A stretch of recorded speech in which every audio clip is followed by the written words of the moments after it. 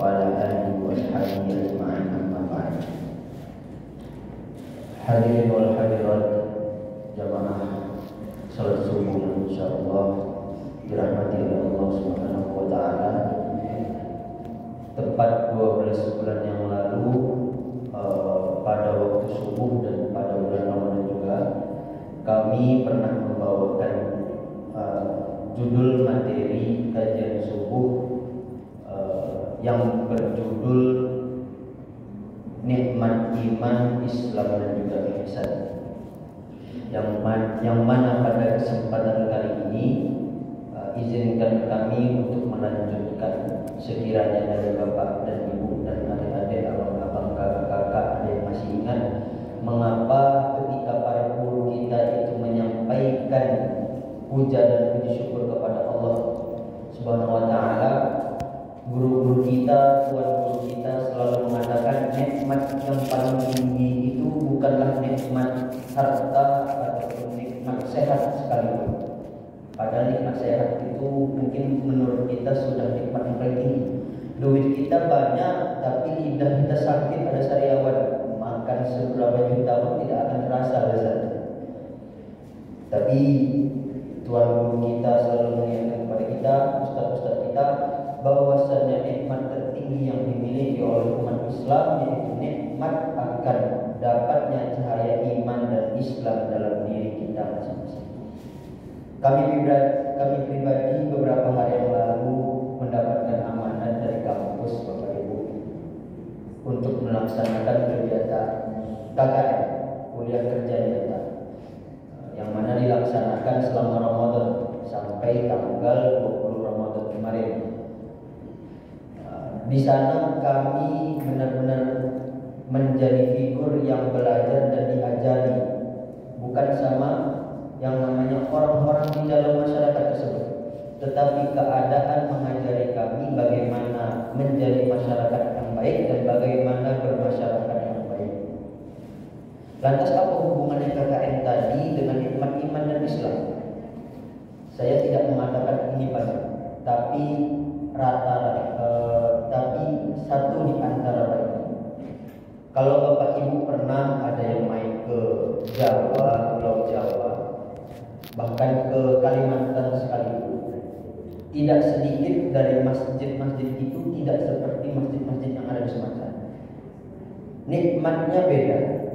Alhamdulillah sampai detik ini saya belum pernah menemukan ada masjid di Sumatera ini yang tidak ada kultum atau ceramah ustaz sebelum melaksanakan salat tarawih. Karena ini merupakan kultur shock yang baru atau sesuatu hal yang baru ketika saya merantau ke tanah Jawa, lantas melaksanakan salat tarawih di sana, ternyata salat isya atau salat tarawih. Setelah itu pulang. Tidak ada yang namanya seperti kajian dari ustaz-ustaz dan lain sebagainya. Termasuk pun subuh hari seperti itu. Dan itu mungkin kalau dipresentasikan mungkin 70% kebanyakan seperti itu. Yang mana di sini mengakibatkan banyak dari teman-teman kita yang berada di sana itu tidak paham bagaimana nikmatnya iman dan Islam tadi. Ada di antara mereka yang menganggap bahwasannya puasa seperti puasa Ramadan ini hanyalah momentum saja. Momentum di mana di sana ada takjil banyak, di sana ada yang namanya orang bangunin sahur dan segala macam, tetapi mereka tidak puasa. Pada di saat yang sama, mereka yang tidak puasa ini bukanlah anak-anak yang belum balik dan berakal, yaitu orang-orang tua 30 tahun ke atas. Bahkan kami sendiri pribadi agak menyayangkan ini, karena di saat itu kami sempat ada satu orang di antara kami yang kami tugaskan untuk menjaga kamar untuk tidak ikut sholat Jumat dikarenakan darurat. Bagaimana kok bisa sampai tidak mengikuti sholat Jumat? Karena memang keadaan di sekitar itu tidak memungkinkan untuk meninggalkan kamar, karena bapak-bapak di sana kebanyakan tidak sholat Jumat, tidak puasa. Jadi jangankan nikmat iman, apa itu Islam saja mereka cuma tahu itu status di KRI.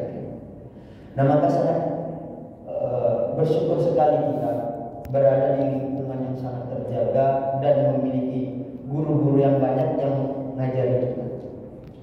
Balik ke materi yang tadi, sebelum berarti kemarin tepat saat saya sampai di Pekanbaru, sebelumnya ada teman baru kenal di pesawat karena pesawatnya sempat delay. Ada seorang mahasiswa yang mana semester 4 pulang karena Ramadan, ya, karena liburan Ramadan. Lantas dia bercerita ketika kebetulan pesawatnya dari Jogja, sebelum saya terbang ke Riau, Bang. Kebetulan saat itu dia memanggil saya Bang. 1 hari sebelum saya berangkat itu ada berita meninggalnya seorang mahasiswi, tapi bukan karena sakit, karena bunuh diri. Yang mana tidak lama sebelum kejadian itu, sebelumnya pun ada terus, dan itu sangat disayangkan.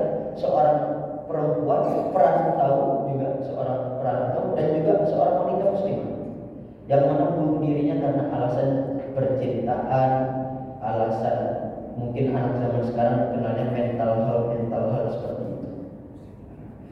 Yang mana di sini dapat kita tarik kesimpulan, nyawa itu sangat murah harga. Ketika kita sudah capek, cara biar tidak capek lagi, bunuh diri. Itu sangat disayangkan.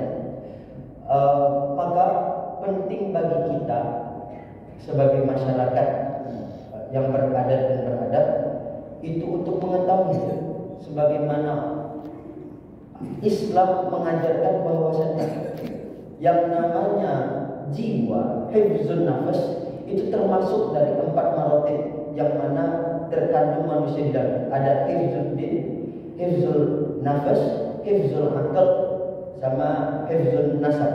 Jadi 4 ini yang sangat dijaga oleh Islam.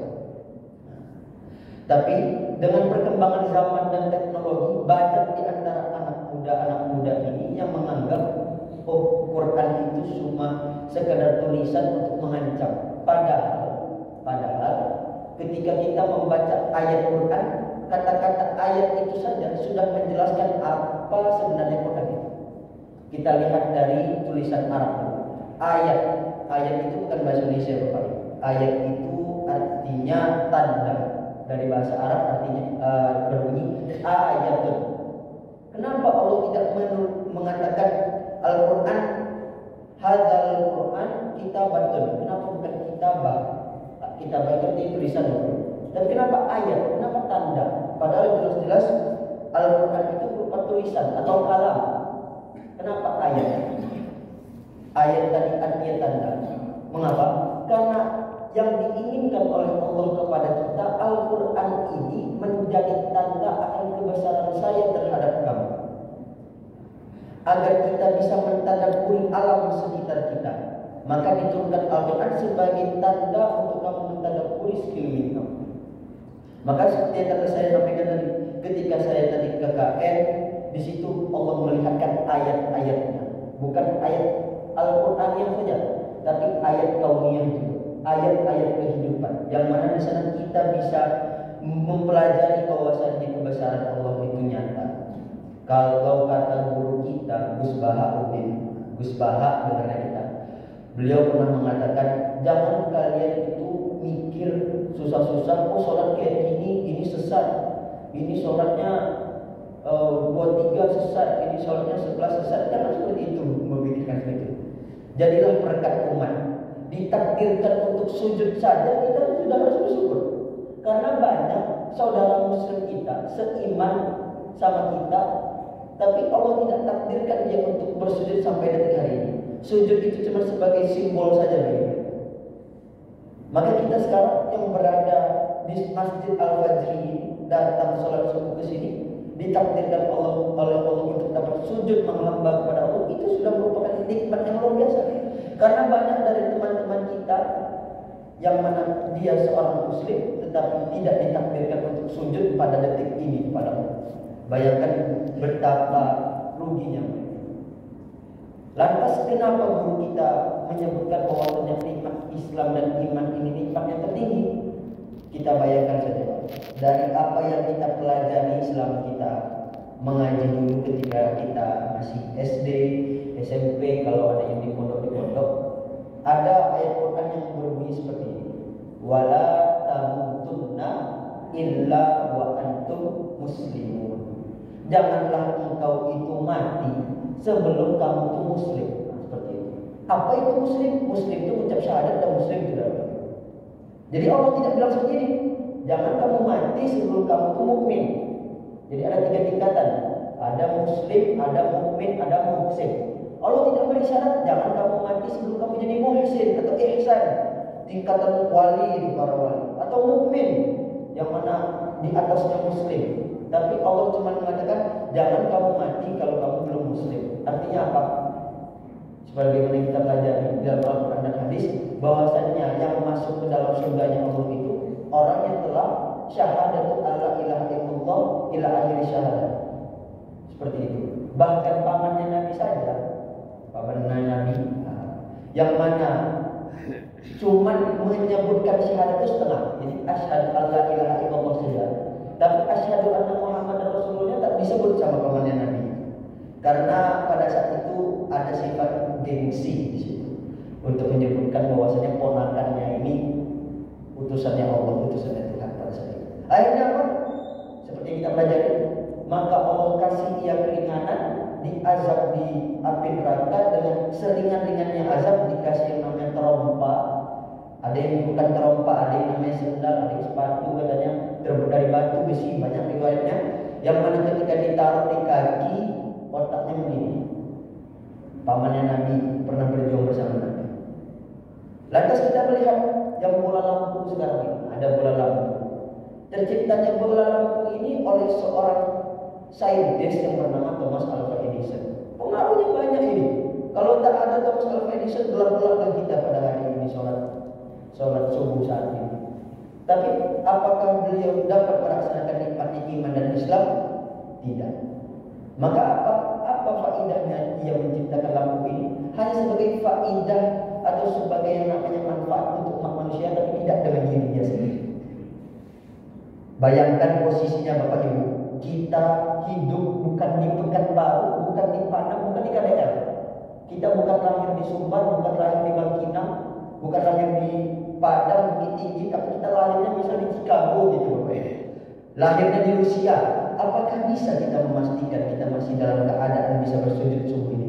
Bisa jadi subuh ini, saat detik ini kita mungkin orang Rusia gitu sedang melakukan maksiat di sana, tidak tahu nikmatnya sujud seperti apa.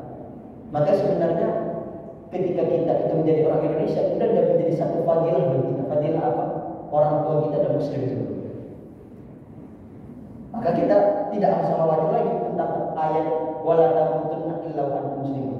Bayangkan Bapak Ibu, apabila kita menjadi sosok Thomas Alva Edison, kita menciptakan lampu, lantas kita meninggal, sudah berlalu itu, dan kita tidak mati dalam keadaan muslim, wala tamutunna illa wa antum muslimun. Seperti yang ada di Al-Quran, bahwasanya orang siwal muslimin, yakni hasbum khalidina fi jahannam, khalidina fin nar. Mereka kekal di dalam api neraka.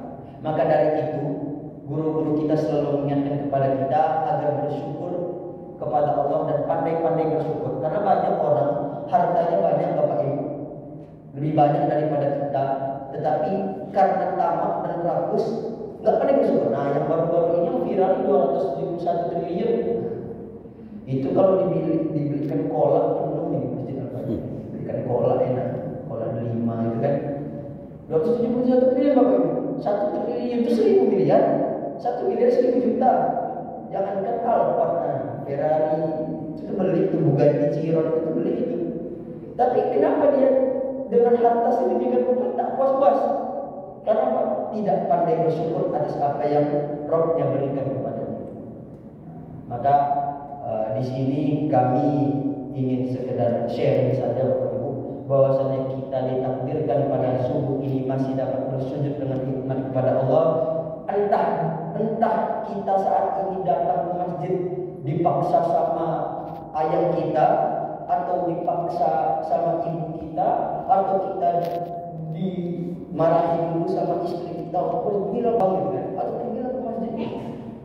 Itu sudah suatu nikmat, walaupun kita terpaksa datang pada saat itu. Tidak kita datang sama sekali pada suatu hari ini, tidur sebagaimana tidurnya umat muslim yang sadar dia muslim, tetapi dia tidak tahu bahwasanya waktu inilah waktu dia untuk berhamba kepada Tuhannya yang maha pengasih dan maha penyayang. Barangkali mungkin ini saja Bapak Ibu yang dapat saya sampaikan. Lebih kurangnya mohon maaf apabila terdapat satu atau dua kata yang tidak berkenan di hati Bapak Ibu.